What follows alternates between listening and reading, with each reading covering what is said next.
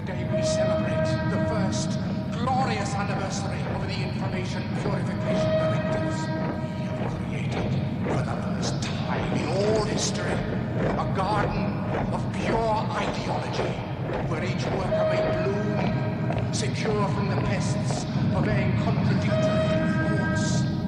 Our unification of thoughts is more powerful a weapon than any fleet or army on earth. We are one people, with one will, one resolve, one cause.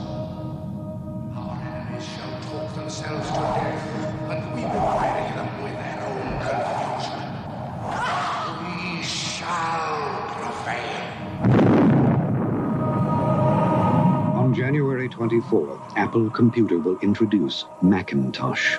And you'll see why 1984 won't be like 1984.